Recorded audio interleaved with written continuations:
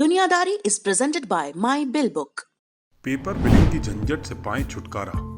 My bill book app से GST bill बनाएं और शेयर करें, स्टॉक मैनेज करें और पार्टी से लेन देन का पूरा हिसाब भी रखें। आज ही डाउनलोड करें my bill book app play store से बिल्कुल फ्री में।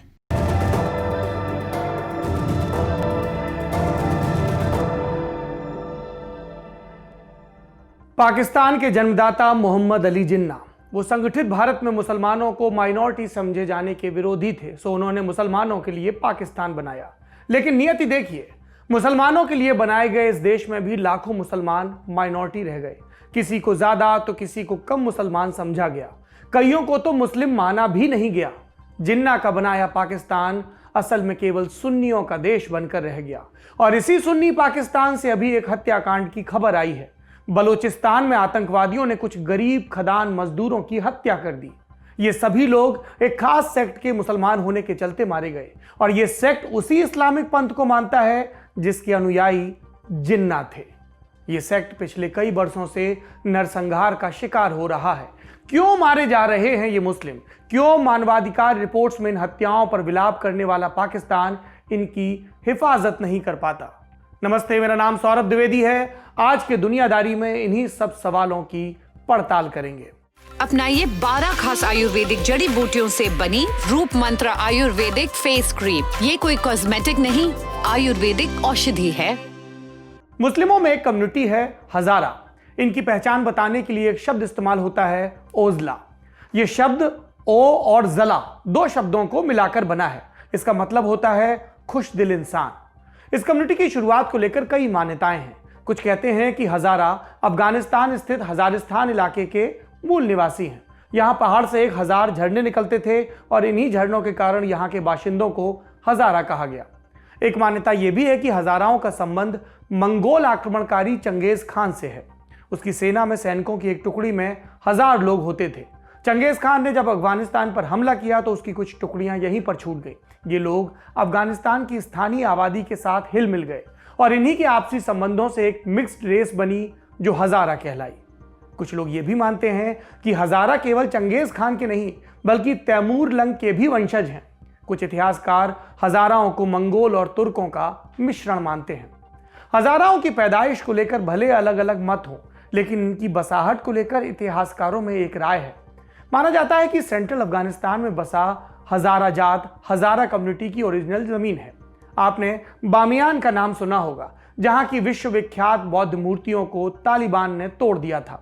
यह बामियान प्रांत इसी हजारा जात इलाके में पड़ता है। हजारा जात का यह इलाका अफगानिस्तान के सबसे प्रभावी गुट पश्तूनों की आंख की किरकिरी था। राजनीतिक रूप से ताकतवर पश्तून अक्सर इस इलाके को निशाना बनाते और इसकी वजह पश्तून थे सुन्नी और हजारा ईरान के प्रभाव में आकर शिया बन गए थे। शिया और सुन्नी दोनों ही इस्लाम मानते हैं, लेकिन उनमें पैगंबर के बाद आने वाले इस्लाम के शुरुआती नेतृत्व को लेकर मतभेद है। सुन्नी मानते हैं खिलाफत को, शिया मानते हैं इमामों को। सुन्नी मानते हैं कि पैगंबर के गुजरने के बाद मुसलमानों की लीडरशिप पहले खलीफा अबू बकर को मिली, उसके बाद उमर, उस्मान और अली बने खलीफा। वहीं शिया मानते हैं कि पैगंबर के बाद खलीफा नहीं 12 इमामों को लीडरशिप मिली, जिनमें से पहले इमाम थे अली और 12वें थे मोहम्मद बिन हसन उल मेहदी। इसी बात को लेकर शिया और सुन्नी हमेशा से मतभेद रखते हैं और दोनों अपने वर्जन को इस्लाम का शुद्ध रूप मानते हैं। हजाराओं को सताए जाने की एक बड़ी वजह यही शिया सुन्नी झगड़ा था। इसके अलावा उन्हें टारगेट करने की एक वजह नस्लीय भी थी। अपने मंगोलियन नैन नक्श और अलग जबान के कारण वो बाहरी माने जाते थे। धार्मिक और नस्लीय दोनों आधार पर उनका दमन होता था। उन्हें गुलामों की तरह खरीदा और बेचा जाता, और यही वजह थी कि अफगानिस्तान की हजारा कम्युनिटी में बड़े स्तर पर पलायन हुआ और इन्हीं अफगान हजाराओं का एक बड़ा धड़ा बलूचिस्तान में बस गया। बलूचिस्तान में हजाराओं की आमद तकरीबन 1.5 सदी पुरानी है। उनके इस पलायन का इतिहास जुड़ा है अफगानिस्तान में अब्दुर रहमान खान की हुकूमत से। अब्दुर रहमान 1880 से 1901 तक अफगानिस्तान का शासक या अमीर रहा। इस दौर में उसने शियाओं का खूब कत्ल करवाया। चूंकि हजारा भी शिया थे, इसलिए वे भी इस नरसंहार की चपेट में आए और फिर इससे बचने के लिए सैकड़ों हजारा बलूचिस्तान भाग आए और यहीं बस गए। पलायन का यह सिलसिला आगे भी चलता रहा। कभी इसकी वजह बना अफगान सिविल वॉर, तो कभी तालिबान जैसों के चलते पलायन में तेजी आई। आज की तारीख में बलूचिस्तान की तकरीबन 1.25 करोड़ आबादी में 4 से 5 लाख संख्या हजाराओं की है। क्या बलूचिस्तान में हजारा सुरक्षित हैं? जवाब है नहीं। पाकिस्तान ओवरऑल माइनॉरिटीज के लिए असुरक्षित है, हम सब जानते हैं। हिंदुओं और सिखों का क्या हाल है हमें अक्सर दिखता रहता है, लेकिन जब मुस्लिमों के ही अलग अलग समुदाय दमन के शिकार हैं तो बाकी धर्मों की बात क्या की जाए। पाकिस्तान की अगर हम धार्मिक बनावट की बात करें तो यहाँ सुन्नियों के बाद सबसे बड़ी संख्या शियाओं की है। आबादी में इनकी 15 से 20% की हिस्सेदारी है। ईरान के बाद सबसे ज्यादा शिया पाकिस्तान में रहते हैं, लेकिन फिर भी शिया सेकंड क्लास सिटीजन माने जाते हैं। और ये कुछ एक वर्षों की स्थिति हो ऐसा नहीं है। 1947 में यानी अपनी शुरुआत के समय से ही पाकिस्तान का ये हाल रहा। मिसाल के लिए जिन्ना की कहानी सुनिए। वो शिया थे, उनकी शिया पहचान को पाकिस्तानी हुकूमत अपने लिए शर्मिंदगी समझती थी और इसकी सबसे बड़ी मिसाल है जिन्ना का अंतिम संस्कार। जिन्ना का 2 दफा अंतिम संस्कार हुआ, एक जो उनकी बहन फातिमा ने शिया तरीके से किया, इसे पाकिस्तानी हुकूमत ने बिल्कुल चुपके से करवाया और बाद में सार्वजनिक प्रोग्राम में सुन्नी रवायतों के मुताबिक दोबारा जिन्ना का अंतिम संस्कार करवाया सरकार ने। इस मिसाल से आप समझ सकते हैं कि स्टेट के तौर पर भी पाकिस्तान ने शुरू से ही सुन्नी इस्लाम को मान्यता दी। बाद के बरसों में शिया समेत बाकी समुदायों से नफरत और बढ़ी और इसका एक बड़ा हाईलाइट आया 1974 में जब संविधान में संशोधन हुआ। इसके तहत पाकिस्तान ने मुसलमानों के एक सेक्ट अहमदिया से मुस्लिम होने की पहचान छीन ली। फिर जिया-उल हक के दौर में सांप्रदायिक नफरत और बढ़ी। अगर बलूचिस्तान के हजाराओं की बात करें तो उनके हालात बदतर होने शुरू हुए 9/11 के हमले के बाद। इस हमले के जवाब में अमेरिका ने अफगानिस्तान पर हमला किया। अमेरिका से बचने के लिए तालिबान, अल-कायदा और लश्कर-ए-जंगी जैसे आतंकवादी संगठन पाकिस्तान में पनाह लेने लगे। अफगानिस्तान से सटा बलूचिस्तान इन आतंकवादी संगठनों की गतिविधि का एक बड़ा सेंटर बन गया और ये आतंकवादी हजारा शियाओं को भी निशाना बनाने लगे। अपने खास रूप रंग के चलते हजाराओं को देखकर उनकी पहचान दूर से ही हो जाती थी, इसलिए वो आसानी से शिकार भी बन जाते। कभी उनकी मस्जिद में बम फटता, कभी उनके क्रिकेट खेलते बच्चों पर गोलियां चलती, कभी तीर्थ यात्रा को जा रहे हजारा बसों से घसीट कर मार दिए जाते। स्कूल जाते बच्चों तक को नहीं बख्शा जाता। दुकान, मकान, गली, बाजार, कॉलेज, हजारा कहीं भी सुरक्षित नहीं थे। पिछले 20 वर्षों में हजारा कम्युनिटी के 2000 से ज्यादा लोग पाकिस्तान में सांप्रदायिक हिंसा का शिकार हुए हैं। 2018 में पाकिस्तान मानवाधिकार आयोग की एक रिपोर्ट आई थी। इसके मुताबिक 2013 से 2017 के बीच अकेले बलूचिस्तान की राजधानी क्वेटा में ही 500 से ज्यादा हजारा मारे गए। आशंका है कि असली कैजुअलिटी इससे काफी ज्यादा हो सकती है। कोई ताज्जुब नहीं कि हजारा समुदाय को सबसे सताई हुई कौमों में गिना जाता है। अब बात यह कि इन सब का जिक्र आज क्यों? इसलिए कि 3 जनवरी 2021 को बलूचिस्तान से एक और हत्याकांड की खबर आई। यहां राजधानी क्वेटा से करीब 48 किलोमीटर दूर एक कोयले की खदान है। 3 जनवरी की सुबह यहां कुछ हथियारबंद लोगों ने हमला किया। हमलावरों ने कुछ मजदूरों को अगवा किया, फिर उनकी आंख पर पट्टी बांधी और हाथ पीठ के पीछे रस्सियों से बांध दिए। फिर इन हमलावर इन मजदूरों को घसीटते हुए पास के पहाड़ी पर ले गए। वहां लाइन में खड़ा करके इन मजदूरों को गोली मार दी गई और फिर गर्दन काट दी गई। इस घटना में कम से कम 11 लोग मारे गए हैं। ये सभी हजारा थे। खबरों के मुताबिक हमलावरों ने खदान मजदूरों में से हजाराओं को अलग छांटा। खास मंगोलियन फीचर्स के कारण हमलावरों के लिए हजाराओं की शिनाख्त आसान भी थी। और इसके बाद आई जिम्मेदारी की बारी। ये बर्बर काम किया आतंकवादियों के संगठन इस्लामिक स्टेट ने। अब वहां पर पॉलिटिकल टर्मोइल क्या हो रहा है इस घटना के बाद? प्रधानमंत्री इमरान खान इस हत्याकांड की निंदा कर रहे हैं। एक ट्वीट में इस हमले को कायराना आतंकवादी हमला बताया। यह भी कहा कि उन्होंने स्थानीय सुरक्षा बलों को निर्देश दिया है कि किसी भी कीमत पर हमलावरों को जल्द से जल्द पकड़ा जाए।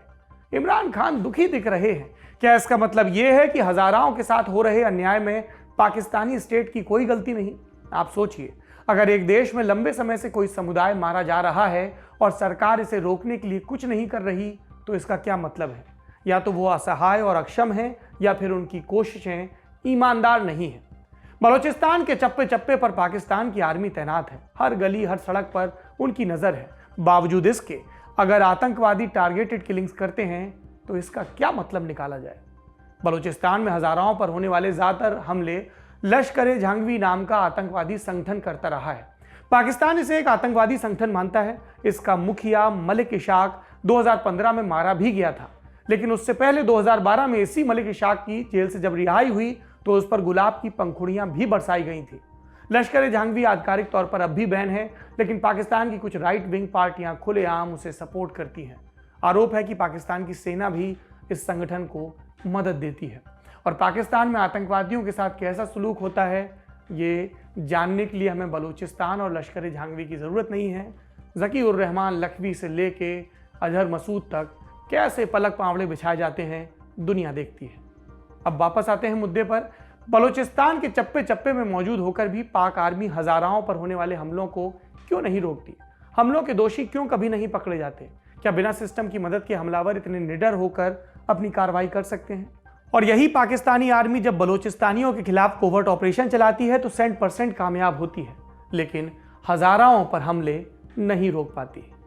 ऐसा नहीं कि पाकिस्तान में सिर्फ हजाराओं को जान का खतरा है। बलूचिस्तान के हजारा घेटोज में रहने को मजबूर हैं। उनके साथ सिस्टमेटिक भेदभाव भी होता है। यूनिवर्सिटी दाखिला नहीं देती, अस्पताल, स्कूल, नौकरियों में पक्षपात होता है। 2018 में पाकिस्तान के चीफ जस्टिस साकिब निसार ने इस मामले पर स्वतः संज्ञान भी लिया था। तब उन्होंने ये मुद्दा उठाते हुए सवाल किया था कि क्या हजारा पाकिस्तान की नागरिक नहीं है, लेकिन चीफ जस्टिस के संज्ञान के बावजूद उनकी स्थिति में कोई सुधार नहीं आया। और ये सुधार महामारी के दौरान भी नहीं दिखा। कोरोना के टाइम भी ये भेदभाव वाली मानसिकता, इन्होंने हजाराओं को टारगेट किया। उन्हें कोरोना फैलाने का कसूरवार ठहराया गया। सरकार ने हजारा बहुल आबादी वाले 2 इलाकों हजारा टाउन और मरियाबाद को पूरी तरह सील कर दिया। स्वास्थ्य सुविधाएं नहीं दी। हजाराओं की बसाहट वाले इलाकों में सरकारी अधिकारी पांव तक नहीं रखते थे। पब्लिक सर्वेंट्स को, जो वहां के थे, हजारा समुदाय के, जबरन छुट्टी पर भेजा गया। सोशल मीडिया पर लोग कोरोना को शिया वायरस भी लिख रहे थे। मामला इतना संगीन कि अमेरिका ने इस पर एक बयान जारी किया, जिसमें लिखा था कि उसे पहले से ही हाशिए पर रह रहे हजाराओं के साथ बदतर हो गए सलूक की चिंता हो रही है। अफगानिस्तान से जान बचाने को बलूचिस्तान आए हजारा। अब बलूचिस्तान से भागकर कहां जाएं? बलूच इलाकों में रहने वाले हजारा समुदाय के आगे यही सबसे बड़ा सवाल है। कई यही सवाल पूछते पूछते मर भी जाते हैं और कई लोग अवैध ढंग से ऑस्ट्रेलिया जैसे देशों में भागने की कोशिश करते हैं। कोई गहने बेचता है, कोई कर्ज लेता है, कोई जंगल में मीलों चलता है, कोई डोंगियों में बैठकर चुपके से समंदर पार करने की कोशिश करता है। कितने ही हजारा सुरक्षित देशों में शरण की आस लिए मर भी जाते हैं। जो जिंदा बचते हैं वो कभी डिटेंशन सेंटर की तकलीफें भोगते हैं, कभी रिफ्यूजी कैंप में दिन गुजारते हैं। हजारा आज भी अपना प्रॉमिस्ड लैंड खोज रहे हैं। ये था आज का बड़ी खबर सेगमेंट। अब सुर्खियों की बारी। पहली सुर्खी पाकिस्तान से ही है। 30 नवंबर को यहां खैबर पख्तूनख्वा प्रांत में एक उन्मादी भीड़ ने हिंदू मंदिर तोड़ दिया था। प्रधानमंत्री इमरान खान ने मंदिर के पुनर्निर्माण का जिम्मा प्रांतीय सरकार को दिया। इमरान की ही तहरीके इंसाफ पार्टी यहां सत्ता में है। इसके सूचना मंत्री कामरान बंगश ने कहा कि सरकार के फंड से मंदिर का दोबारा निर्माण होगा। साथ ही हमले में अगल बगल के जिन घरों को नुकसान पहुंचा वो भी बनवाए जाएंगे। मंदिर को अतिरिक्त सुरक्षा दी जाएगी। मंदिर पर हुए हमले में पुलिस ने अब तक कई दर्जन लोगों को पकड़ा है, जिसमें स्थानीय मौलवी भी शामिल है, जो काफी समय से लोगों को भड़का रहा था। दूसरी सुर्खी ब्रिटेन से है। यहां लंदन की एक अदालत ने जूलियन असांजे के प्रत्यर्पण पर फैसला सुनाया। कोर्ट ने कहा कि असांज को केस चलाने के लिए अमेरिका को सुपुर्द नहीं किया जाएगा। असांज विकीलीक्स के फाउंडर हैं। उन पर अमेरिका से जुड़े कई गोपनीय दस्तावेजों को चुराकर लीक करने का आरोप है। अगर असांज पर यूएस में केस चलता तो उन्हें 175 साल तक की जेल हो सकती थी। अनुमान है कि अमेरिका लंदन कोर्ट के इस ताज़ा फैसले के खिलाफ अपील करेगा। ऐसा हुआ तो इस केस का आखिरी निर्णय ब्रिटिश सुप्रीम कोर्ट करेगी। तीसरी सुर्खी अमेरिका से। यहां डोनाल्ड ट्रंप की एक सीक्रेट बातचीत लीक हुई। इसमें ट्रंप जॉर्जिया के सेक्रेटरी ऑफ स्टेट ब्रैड रॉफेन्सबर्गर से बात कर रहे हैं। ट्रंप कह रहे हैं कि ब्रैड किस तरह से 11,780 वोट खोज कर लाएं ताकि बाइडेन की जीत पलटी जा सके। करीब 1 घंटे लंबी चली इस बातचीत का टेप वॉशिंगटन पोस्ट ने लीक किया। इसके आधार पर कहा जा रहा है कि ट्रंप अब भी अधिकारियों पर काउंटिंग में फ्रॉड करने का दबाव बना रहे हैं। आज की दुनियादारी में इतना ही। अपना ध्यान रखिए। शुक्रिया। शुभ रात्रि। कसर रह गई हमारी कोशिशों में, कसक रह गई कि देश जितना बेहतर, जितना महान हो सकता था, हो नहीं पाया। और एक कसम रह गई कि देश का जो कर्ज है उसे थोड़ा बहुत तो उतारना है। भावुकता का लबादा ओढ़कर बोलता तो यूं बोलता, लेकिन बात सीधी है तो सच्चे ढंग से आप तक कही जानी है। लल्लन टॉप लेकर आया है एक नया प्लेटफॉर्म, तेरा तुझको अर्पण। ये प्लेटफॉर्म उन सब भारतवासियों के लिए है जो भारत से दूर किसी दूसरे देश की जमीन पर है, कभी पढ़ाई के लिए, कभी नौकरी के लिए। ये उन सब भारतवंशियों के लिए भी है जिनकी पहचान का हिस्सा ये महान देश है, लेकिन कुछ कसर और कसक है। तो आइए कसम खाएं कि देश को बेहतर बनाएं। हमें आपसे चाहिए आपके हिस्से का ज्ञान, जो आप लल्लन टॉप के जरिए अपने देशवासियों के साथ साझा करें। ये मस्ती के पल भी हो सकते हैं जब आप कहीं घूमने जाएं और आपको लगे कि सिर्फ मेरे यार दोस्त और परिवार वाले ही क्यों, पूरा देश जाने इन नायाब चीज़ों के बारे में। ये पॉलिसी से जुड़ा, ज्ञान से जुड़ा कोई मसला हो सकता है। तो आइए और लल्लन टॉप की इस नई पेशकश तेरा तुझको अर्पण का हिस्सा बनिए।